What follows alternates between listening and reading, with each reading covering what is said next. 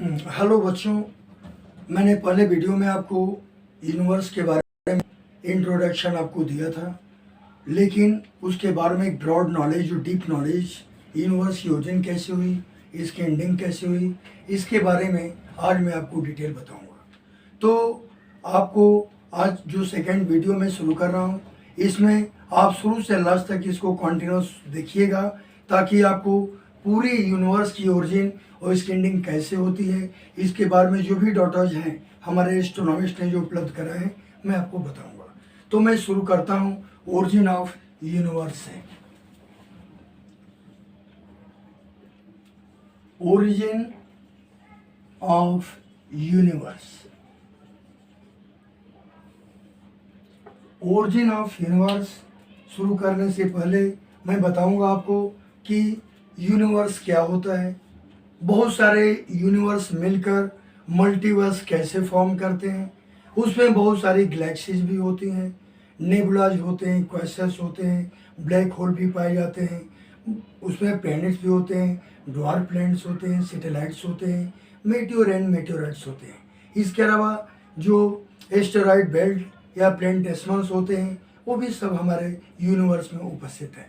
तो मैं इसको सबसे पहले शुरू करता हूँ बिग बैंग थियरी से, जो एक काल्पनिक थियरी है, जो हमारे एस्ट्रोनॉमिस्ट ने इस थियरी को सबसे पहले इसको बताया था। इसी थियरी के आधार पर हमारे ब्रह्मांड की उत्पत्ति के बारे में जो कॉन्सेप्ट, उनकी जो धारणाएं हैं, ये इसी पर आधारित है। तो इसमें सबसे पहले हमारे एस्ट्रोनॉमिस्ट ने बताया था कि दो ऑब्जेक्ट थे हमारे स्पेस में, अगर एक मैटर था और दूसरा एंटी मैटर था, दोनों जो ऑब्जेक्ट थे ये काफ़ी दूरी पर ये विचरण कर रहे थे, काफ़ी दूरी पर ये घूम रहे थे, और किसी कारणवश इनके बीच में एक इंटरेक्शन हुआ, इनके बीच में धीरे धीरे आकर्षण बल बढ़ता गया, इनके बीच की जो ग्रेविटेशन फोर्स है, ग्रेविटी है, वो बढ़ती चली गई, और एक कंडीशन ऐसा आया कि जब कुछ लाख किलोमीटर दूर ये रह गए तो बहुत तेजी से एक दूसरे की तरफ आकर्षित होने लगे, और जब काफ़ी पास आ गए तो उस कंडीशन में इतना जोरों से आपस में टकराए, इतना इनमें एक भयंकर कोलिजन हुआ, उसी कोलिजन का नाम रखा गया कैटास्ट्रॉफिक एक्सप्लोजन। और यही जो हाइपोथेटिकल थ्योरी है कैटास्ट्रॉफिक एक्सप्लोजन के बारे में, हमारे यूनिवर्स के बारे में, इसी को हम बिग बैंग थ्योरी के नाम से जानते हैं। तो अब ये दोनों जब आपस में काफ़ी पास आए तो यहाँ पर ये कोलिजन हुआ, ये कोलिजन, इसी कोलिजन का नाम रखा गया कैटास्ट्रॉफिक एक्सप्लोजन। कैटास्ट्रॉफिक एक्सप्लोजन इसको कहा गया। और कैटास्ट्रॉफिक एक्सप्लोजन का मीन्स क्या होता है? कैटास्ट्रॉफिक मीन्स होता है प्रलयंकारी, एक्सप्लोजन मीन विस्फोट। हमारे ब्रह्मांड में, हमारे स्पेस में, अंतरिक्ष में उस समय बहुत जोरों का जो धमाका हुआ, जैसे प्रलय के समय धमाके होते हैं, उस कंडीशन, वही सेम सिचुएशन उस समय हुई होगी। तो उसी एक्सप्लोजन का नाम दिया गया कैटास्ट्रॉफिक एक्सप्लोजन। अतः इसीलिए इस थियरी का नाम साइंटिस्टों ने, हमारे एस्ट्रोनॉमिस्ट ने रखा बिग बैंग थियरी। इसको हम बिग बैंग थियरी के नाम से हम इसे जानते हैं। इसका नाम बिग बैंग थियरी रखा गया। ये बिग बैंग थियरी क्या है? ये एक प्रकार का हाइपोथेटिकल थियरी है, जो हमारे एस्ट्रोनॉमिस्ट ने इसको सबसे पहले प्रपोज किया। हाइपोथेटिकल थियरी जो बिग बैंग थियरी है। इसी के पैरेलल एक और थियरी, जब से, क्योंकि समय समय पर बहुत सारे अपडेट्स आते रहते हैं साइंटिस्टों के द्वारा, तो एक दूसरी जो थियरी आई, इसी के साथ ही साथ साइंटिस्टों ने उसको भी बताया कि ये जो मैटर, एंटी मैटर के स्थान को उन्होंने क्या बताया? उन्होंने बताया कि एक बहुत बड़ा सा मास था हमारे स्पेस में, अंतरिक्ष में एक बहुत बड़ा सा मास था। कॉन्सेंट्रिक ये मास कैसा था? Concentric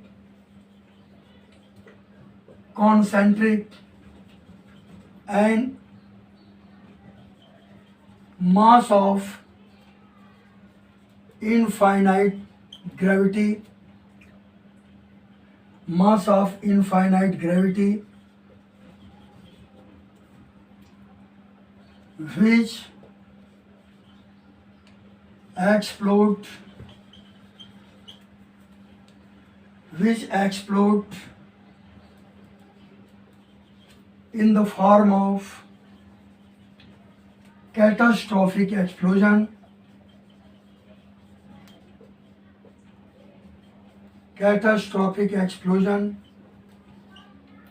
is known as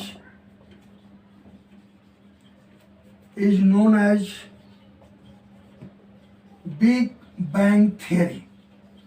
big bang theory का शाब्दिक अर्थ होता है जोरों के धमाके का सिद्धांत। बिग मीन्स बड़ा, बैंग मीन धमाका, थियरी मीन्स सिद्धांत।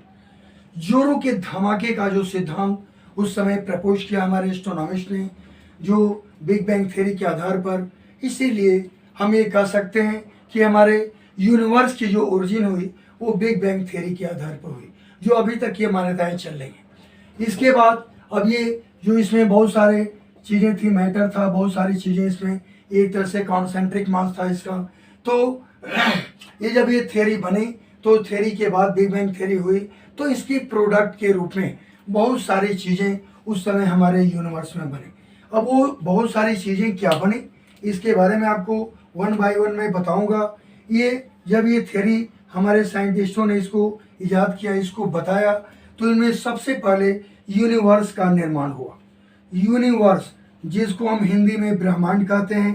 ब्रह्मांड यानी जो हम आकाश में जितने भी तारे, गैलेक्सीज, नेबुला, क्वेसर, हम जो कुछ भी नेकेड आई से या एस्ट्रोनॉमिकल टेलीस्कोप की सहायता से जो कुछ भी हम देखते हैं, ये सभी की सभी चीज़ें क्या होती हैं, ये सभी सेलेस्टियल और हेवनली ऑब्जेक्ट, हेवनली बॉडीज कही जाती हैं। तो जब ये बिग बैंग थ्योरी के आधार पर जब हमारे ब्रह्मांड का निर्माण हुआ, तो उस समय क्या क्या चीज़ें बनी, बहुत सारी चीज़ें बनी जो अभी आपको मैं बताऊंगा। तो उस कंडीशन में ये पहले यूनिवर्स बना, यानी हमारा ब्रह्मांड बना, और कई छोटे छोटे ब्रह्मांड और बड़े बड़े अलग अलग साइज के, जो इनफाइनाइट साइज के, इसकी कल्पना नहीं कर सकते, ऐसे ब्रह्मांड का निर्माण हुआ। और वही कई ब्रह्मांड मिलकर एक मल्टीवर्स का निर्माण किया, यानी बहु ब्रह्मांड की थ्योरी को उन्होंने जन्म दिया। यानी यूनिवर्स के बाद नाम आता है मल्टीवर्स। ये मल्टीवर्स यानी बहुत सारे ब्रह्मांड की उत्पत्ति हुई। मल्टी के बारे में आप जान सकते हैं कि इस मल्टीवर्स में कम से कम 10 ब्रह्मांड से लेकर 500 ब्रह्मांड तक होते हैं। इसकी लिमिट मिनिमम ये क्या होती है, 10 यूनिवर्स से लेकर 10 यूनिवर्सेस से लेकर टू 500 यूनिवर्स इसके अंतर्गत आते हैं यूनिवर्सेस। तो it is said to be multiverse. ये मल्टीवर्स कहा जाता है। मल्टीवर्स में कुछ ऐसी चीज नहीं है, बस आप ये जान लीजिए, बहुत सारे ब्रह्मांड को जब एक समूह में एक साथ जब इसको बोलते हैं तो उसका नाम मल्टीवर्स कहा जाता है, क्योंकि इसकी भी लिमिट है कि कम से कम 10 ब्रह्मांड से लेकर मैक्सिमम 500 ब्रह्मांड इसके अंदर समाहित होते हैं। तो मल्टी यूनिवर्स, मल्टीवर्स के बाद आता है नेक्स्ट, जो इसमें जो इसका फॉर्मेशन हुआ, उसका क्या फॉर्मेशन हुआ, इसके बाद नेबुलाज बने, नेबुला, फिर नेबुला के बाद क्वेसर का निर्माण हुआ, क्वेसर, इसको क्वेसी स्टेलर रेडियो सोर्सेज कहा जाता है, क्वेसर्स बने। इसके बाद कॉन्स्टिलेशन का निर्माण हुआ, कॉन्स्टिलेशंस, कॉन्स्टिलेशन के बाद कॉमेट्स बने। कॉमेट्स में आपने नाम सुना होगा एडमंड हेली के नाम पर, हेली कॉमेट, जो इंग्लैंड के यूके के रहने वाले थे एडमंड हेली, उन्होंने बताया कि जो हेली कॉमेट है उन्हीं के नाम पर इसका नामनक्लेचर हुआ है, हेली कॉमेट, जो हर 76 वर्ष के बाद यानी 76 ईयर्स के बाद हमारे जो सोलर ऑर्बिट है, इलेप्टिकल ऑर्बिट में, उसमें रिवॉल्यूशन करता है, और हर 76 साल के बाद ये हमारे समीप आता है, जिसको हम नेकेड आई या टेलीस्कोप से भी देख सकते हैं। ये इसके पहले 86 या 87 में देखा गया था, अब जो है शायद 2050 के आसपास ये संभवतः दिखाई देगा। तो ये कॉन्स्टिलेशन हुआ। इसके बाद कॉमेट्स का नाम आता है। कॉमेट्स के बनने के बाद इसमें बहुत सारे स्टार्स जो है जन्म लेते हैं, बहुत सारे स्टार्स की मृत्यु भी होती है। तो जन्म और मृत्यु बहुत सारी चीज़ें स्टार्स के अंदर हमें देखने को मिलती है। तो इसी के थ्रू रेड जेंट फेज आता है, जब तारे मरते हैं उनका डेथ ऑफ स्टार होता है। तो रेड जेंट फेज के बाद व्हाइट डॉर्फ स्टार आता है। व्हाइट डॉर्फ के बाद जब इनका मास सोलर मास से उसके इक्वल या उससे ज़्यादा हो जाता है तो उस कंडीशन में सुपरनोवा एक्सप्लोजन होता है। जब सुपरनोवा जो उन तारों का सुपरनोवा या एक्सप्लोजन होता है तो सुपरनोवा एक्सप्लोजन के बाद वे न्यूट्रॉन स्टार में कन्वर्ट हो जाते हैं और एट लास्ट ब्लैक होल में ये कन्वर्ट हो जाते हैं। तो कॉमेट्स के बाद आता है ये न्यूट्रॉन स्टार। न्यूट्रॉन स्टार्स के बाद आता है ब्लैक होल। ब्लैक होल्स, इसके बाद स्टार्स बने, बहुत सारे बिलियन ट्रिलियन स्टार बने हमारे यूनिवर्स में। तो ब्लैक होल्स के बाद स्टार्स का फॉर्मेशन हुआ, बहुत सारे स्टार बनते गए और समय बीतने के साथ इनका डेथ भी होता गया। फिर उनके जो रॉ मटेरियल हुए इकट्ठा हुए, फिर प्रोटो स्टार बने, फिर प्रोटो स्टार से धीरे धीरे ग्लोइंग उसमें पैदा, उसका टेम्परेचर काफ़ी ज़्यादा हुआ तो ग्लो करने लगे, फिर स्टार का रूप ग्रहण कर लिए। तो इस तरह से स्टार्स हुआ। फिर हमारा सन की भी उत्पत्ति हुई, जो हमारे गैलेक्सी मिल्की वे में हमारा सन एक पॉइंट की तरह दिखाई देता है और ये हमारा सन गैलेक्सी, हमारा जो गैलेक्टिक सेंटर है उसका भी एक चक्कर लगाता रहता है। जब हम स्टार्स के बारे में नेक्स्ट वीडियो में आपको बताएंगे तो हम स्टार्स के बारे में बताएंगे तो पूरी स्थिति इसके बारे में पूरा मैं क्लियर करूंगा कि हमारे सन की पोजीशन क्या होती है हमारे गैलेक्सी मिल्की वे में। तो स्टार सन है, सोलर सिस्टम का निर्माण हुआ। सोलर सिस्टम जिसमें सभी 8 प्लैनेट्स हैं और 5 ड्वार्फ प्लैनेट्स आते हैं और बहुत सारे इसमें नेचुरल सैटेलाइट्स भी बिलोंग करते हैं। तो ये सोलर सिस्टम का निर्माण हुआ, it is said to be solar system. और इसके बाद सोलर सिस्टम के बाद उसमें और क्या क्या चीज़ें बनी, बहुत सारे प्लैनेट्स बने, ड्वार्फ प्लैनेट्स बने, नेचुरल सैटेलाइट्स बने। तो इट मीन्स मैं लिखूंगा सबसे पहले प्लैनेट्स के बारे में, प्लैनेट्स बने, फिर उसके बाद ड्वार्फ प्लैनेट बने, ड्वार्फ प्लैनेट्स। अब ये प्लैनेट और ड्वार्फ प्लैनेट सबके बारे में एक्सप्लेनेशन आपको करता जा रहा हूँ। ये प्लैनेट्स का मतलब जो ग्रहों के बारे में आप जानते हैं, मरकरी से नेपच्यून तक। ड्वार्फ प्लैनेट में जैसे बहुत सारे इरिस है, मेकमेक है, बहुत सारे ऐसे हैं जो कि इसमें ड्वार्फ प्लैनेट में आते हैं। और ये क्या है, ये कुछ जो चीज़ें होती हैं हमारे क्यूपर बेल्ट के थ्रू नेपच्यून तक बिलोंग करते हैं और कुछ जो होता है हमारे ऑर्ट बेल्ट के ऑर्ट क्लाउड में आते हैं। इस तरह से आगे मैं आपको बताऊंगा कि क्यूपर बेल्ट और क्लाउड क्या होते हैं। तो ये ड्वार्फ प्लैनेट्स बने। प्लैनेट्स के बाद फिर नेचुरल सैटेलाइट्स का निर्माण हुआ। जैसे हमारा चंद्रमा है, ये एक प्रकार का हमारा नेचुरल सैटेलाइट है, प्राकृतिक उपग्रह है। तो ये नेचुरल सैटेलाइट्स का निर्माण हुआ। नेचुरल सैटेलाइट्स के बाद क्या बने, हमारे जो प्लैनेट्स हैं उनमें मार्स और जुपिटर के बीच में एक विशेष छोटे से लेकर बड़े बड़े चट्टानों का एक बहुत बड़े चट्टान होते हैं, उनका समूह पाया जाता है। ये समूह बहुत बड़े बड़े होते हैं, यहाँ तक कि हमारे कॉलोनी जहाँ रहते हैं उतने बड़े साइज से लेकर यहाँ तक कि लगभग चंद्रमा के आकार से थोड़े छोटे तक इनका आकार होता है, इसी के बीच में वेरी करते हैं। तो उनका नाम रखा गया एस्टेरॉयड बेल्ट, जो मार्स और जुपिटर के बीच में आते हैं। एस्टेरॉयड बेल्ट इसको कहा जाता है। एस्टेरॉयड बेल्ट्स इसी तरह छोटे छोटे जो चट्टान, जो रॉक्स के जो मास हुए छोटे और बड़े बड़े साइज के, उनका नाम प्लेनेटेसिमल रखा गया। यही इससे लगभग मिलते जुलते होते हैं, प्लेनेटेसिमल, इसको प्लेनेटेसिमल कहा गया। इसके बाद मेटियोर्स, मेटियोराइट्स एक्सेट्रा बहुत सारे ऐसे सेलेस्टियल या हेवनली ऑब्जेक्ट्स का निर्माण हुआ। तो मेटियोर्स आता है, मेटियोर्स एंड मेटियोराइट्स कहा गया। मेटियोराइट्स यानी एक्सेट्रा, ये बहुत सारे ऐसे इसमें हेवनली ऑब्जेक्ट्स का निर्माण हुआ। तो मैंने आपको सबके बारे में थोड़ा थोड़ा दिया, अब इसको डिटेल डीपली मैं आपको बताऊंगा। यूनिवर्स क्या होता है, मल्टीवर्स क्या होता है, सब 1 बाय 1 मैं आपको एक्सप्लेन करूंगा। और सबसे महत्वपूर्ण बात यही होती है कि अगर रेगुलर आप इसे देखते हैं, वॉच करते हैं, ऑब्जर्व करते हैं हमारे वीडियो को, तो बहुत सारी ऐसी ऐसी चीज़ें मिलेंगी, जो कि बहुत सारी चीज़ें ऐसी मिलेंगी जो आप कभी सुने नहीं होंगे, जिसकी आप कल्पना नहीं की होंगी ऐसा भी हो सकता है, वो चीज़ें मैं आपको बताऊँगा। और इसमें बहुत सारी ऐसी चीज़ें हैं जो डिफरेंट कॉम्पिटिटिव एग्जाम्स में आ चुके हैं और उनको भी हमने इसमें इंक्लूड किया है, जो मैं आपको बताऊंगा। आप उसको अपने याद करेंगे, उसको लर्न करेंगे।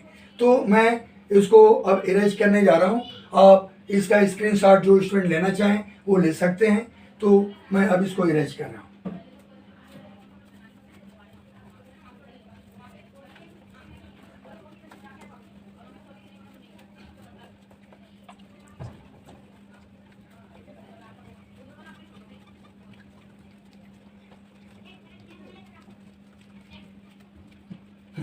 तो मैं इसके बाद में आपको हमने बताया कैसे हमारे ब्रह्मांड की उत्पत्ति हुई।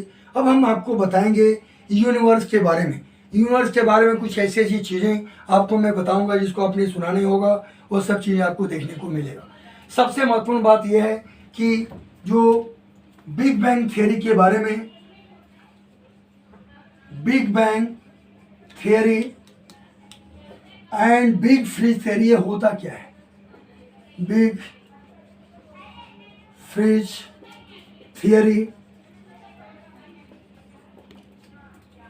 Big bang theory, big freeze theory and इससे रिलेटेड जो भी स्टार्स हैं, जो भी है उसके बारे में, एंड स्टार्स, स्टार्स कैसे हैं, बड़े छोटे, ये सब इसमें आएंगे। तो मैं सबसे पहले मैं आपका शुरू करता हूँ ये यूनिवर्स के बारे में कि जब हमारा ओरिजिन ऑफ यूनिवर्स हुआ, it mean the origin of universe is possible by number first point by लिखते हैं ताकि आप आसानी से इसको वन बाय वन याद कर सकते हैं।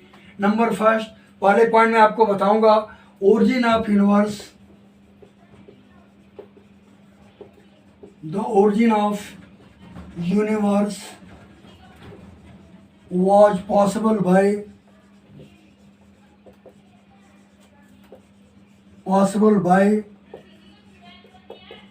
Big bang theory. It was possible by, अभी मैंने आपको इसका जिक्र किया था। तो दिस थियरी यानी जब हमारा ब्रह्मांड का उत्पत्ति हुआ तो ये बिग बैंग थियरी के आधार पर ये हमारे ब्रह्मांड की उत्पत्ति पॉसिबल हुआ। और and of universe will be possible bye while the end of universe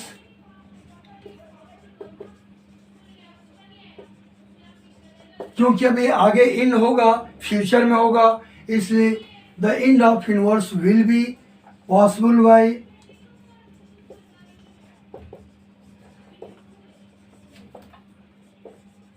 bye the big freeze theory.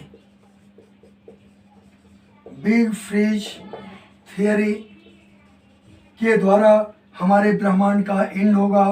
तो साइंटिस्टों ने ओरिजिन और एंड दोनों के बारे में अपने कॉन्सेप्ट को क्लियर किया, उसको बताया, जो मैं आपको बता रहा हूँ। अब इसमें नेक्स्ट पॉइंट आपको मैं बताऊंगा कि ये हमारा जो ब्रह्मांड है, ये हमारे ब्रह्मांड का डायमीटर कितना है। The diameter of our universe,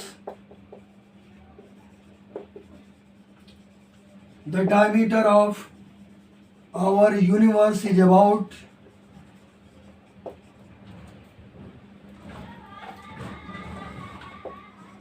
is about 15 लिखकर उसके आगे 10 जीरो बढ़ा दीजिए, यानी ये ट्रिलियंस में आ जाएगा। 10 जीरो यहाँ पर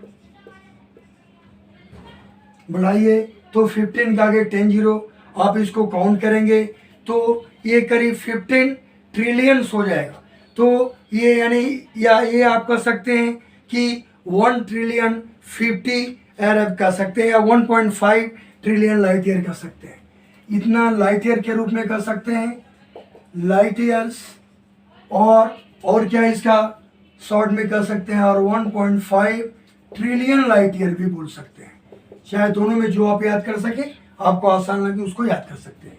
1.5 trillion light years, trillion light years, यानी ये हमारा जो यूनिवर्स है उसका डायमीटर तो जानते हैं, आपने सर्कल के बारे में पढ़ा होगा, सर्कल क्या होता है। तो सर्कल का जो डायमीटर है, उसी तरह से अगर हम ब्रह्मांड को एक स्फेरिकल, एक सर्कुलर ऑब्जेक्ट मान लें तो उसका डायमीटर करीब 1.5 ट्रिलियन लाइट ईयर के बराबर हो जाए। और हम ये भी आपको बताएंगे कि हमारे यूनिवर्स का एज क्या है। The age of our universe is about, the age of our universe is about 13.8 billion years, 13.8 billion years ये क्या है, हमारे यूनिवर्स का ये एज है, यानी इसकी उम्र है। यानी हमारा यूनिवर्स 13.8 बिलियन ईयर्स एगो ये ओरिजिनेट हुआ था, इसकी उत्पत्ति हुई थी। और इसी तरह से हम ये बता सकते हैं कि जो हमारी गैलेक्सीज है पूरे यूनिवर्स में, वो गैलेक्सीज की ओरिजिन कब हुई वो भी मैं आपको बताऊंगा। तो हमारे गैलेक्सीज की ओरिजिन जो है वो भी आप साथ ही साथ लिख लीजिए। while the origin of our galaxies, origin of galaxies in our universe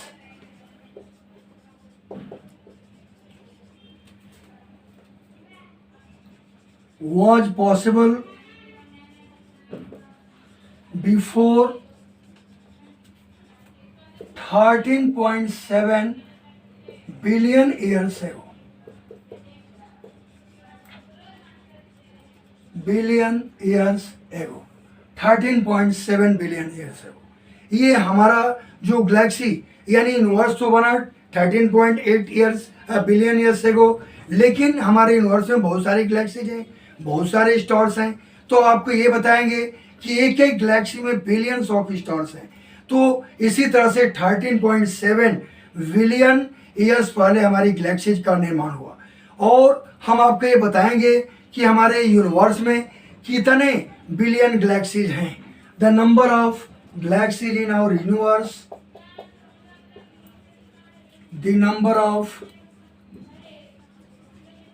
galaxies in our universe और 100 बिलियंस गैलेक्सीज, 100 बिलियंस गैलेक्सीज। हमारे यूनिवर्स में जो गैलेक्सीज की संख्या, जो कि हर गैलेक्सी में अरबों तारे हैं, बिलियंस ऑफ स्टार्स हैं। इसी तरह से हम ये कह सकते हैं कि करीब 100 बिलियन गैलेक्सीज हैं हमारे पूरे यूनिवर्स में। And the total number of in our universe, जो टोटल नंबर ऑफ स्टार्स है हमारे यूनिवर्स में वो ये क्या है, कितने हैं, उसको भी मैं आपको बताऊंगा। The total number of stars in our universe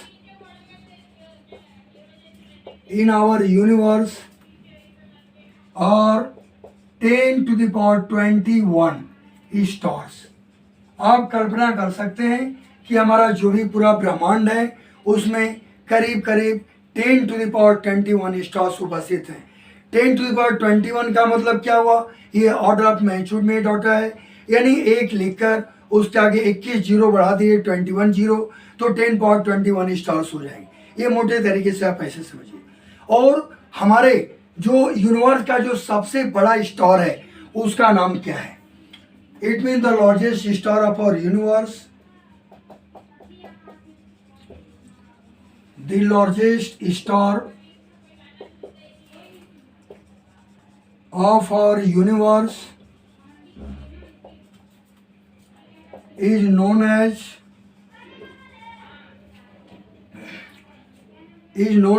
UY Scuti. Is known as UY Scuti. It means the largest star in our galaxy is known as what? UY Scuti. जो अंदाजा लगा सकते हैं ये हमारे सन की तुलना में, सूर्य की तुलना में ये करीब 1700 गुना बड़ा है। It is 1700 time larger than number 7 point, it is 1700 times larger than our sun, larger than our sun. हमारे सूर्य की तुलना में ये करीब 1700 गुना बड़ा है, यानी 1700 गुना हमारी गैलेक्सीज है, तो हम ये कह सकते हैं। और इनमें भी जो बहुत से ऐसे हैं हमारे ऑब्जर्वेबल यूनिवर्स में कितने बिलियन गैलेक्सीज हैं, तो there are 125 billion galaxies in our observable universe. Observable universe का मतलब जिसको हम ऑब्जर्व कर सकते हैं विभिन्न डिफरेंट मोड्स के द्वारा, एस्ट्रोनॉमिकल टेलीस्कोप के द्वारा उसको हम ऑब्जर्व कर सकते हैं। तो ये चीज़ें क्या हैं, ऑब्जर्वेबल यूनिवर्स में आते हैं। हम ये भी बताएंगे कि जो लार्जेस्ट इलिप्टिकल गैलेक्सी हमारे यूनिवर्स में उसका नाम क्या है। The name of largest elliptical Galaxy, the name of largest elliptical galaxy in our universe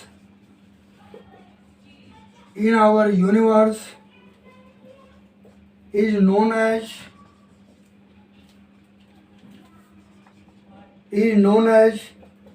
IC 1101।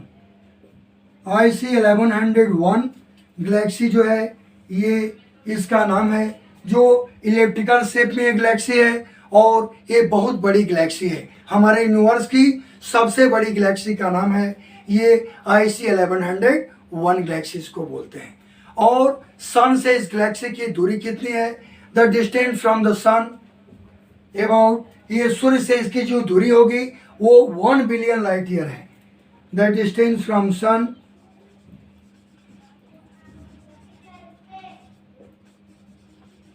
the distance from sun of this galaxy is about, कितने इसकी दूरी है, ये सूर्य से 1 बिलियन लाइट ईयर आप ये कर सकते हैं, about 1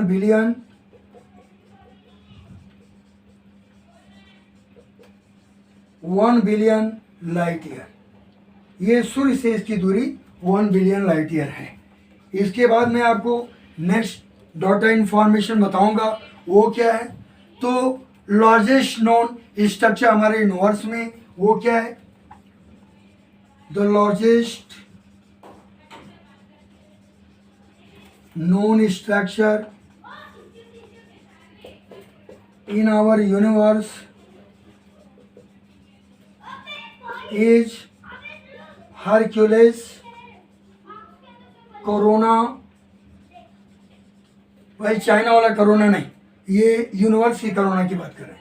Hercules corona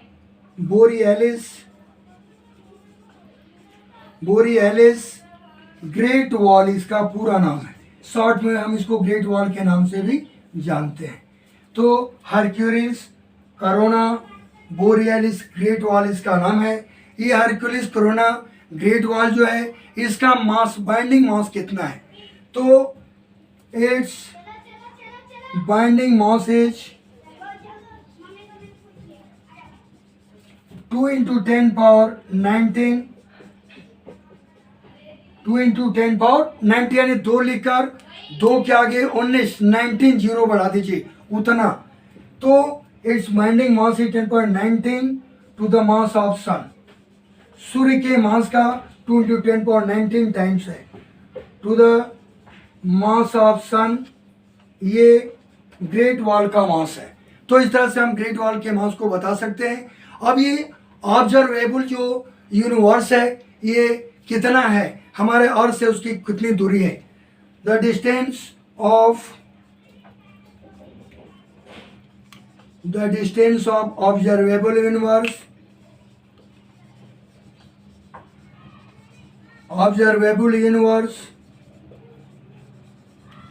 from our earth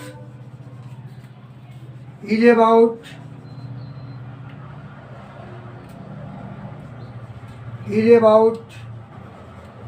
14.6 billion light year, 46.5 billion light years, billion light years कहा जाता है। ये हमारे जो जिसका डिस्टेंस है ऑब्जर्वेबल यूनिवर्स का 46.5 बिलियन लाइट ईयर्स ये है। और साथ ही इसका डायमीटर कितना है, एंड इस diameter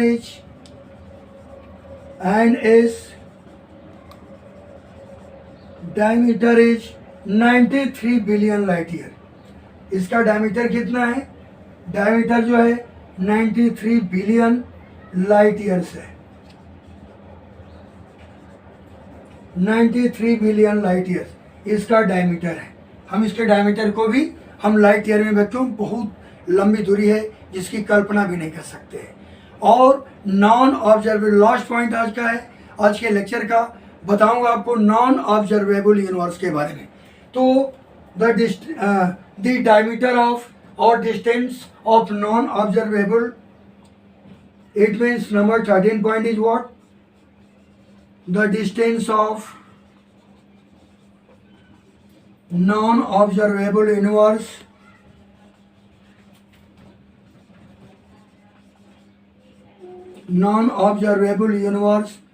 from the earth is about, कितना इसकी दूरी है? 23 trillion light years. Is about 23 trillion light years. Okay, thank you. सभी बच्चों को मेरा आशीर्वाद है। आपसे बस इतना ही निवेदन है, आप रेगुलर इस हमारे वीडियो को देखें, ताकि जब सीक्वेंस और कंटिन्यूस देखेंगे लगातार तो आपको बहुत सारी चीज़ें, आपको अनंतशरीयों के बारे में, एलियंस के बारे में, ब्लैक, ये आपको नेक्स्ट वीडियो में आपको बताऊंगा इनके बारे में बहुत सी चीज़ें, जैसे न्यूट्रॉन स्टार क्या होता है, ब्लैक होल क्या है, ये सब मैं आपको 1 बाय 1 करके बताऊंगा। और अगर आपको ये हमारे वीडियो अच्छा लगता है, आपको लगता है कि सर ने कुछ अच्छा मैटर दिया है और के कंपेरिजन में, तो अपने फ्रेंड को भी आप उसको शेयर कीजिएगा, ताकि उनको भी ये नॉलेज, उनको भी इस तरह का नॉलेज मिल सके और इस तरह से वो अपने आप को, या आप ही अपने आप को परफेक्ट समझ सकें। Okay, thank you very much to everyone my dear children.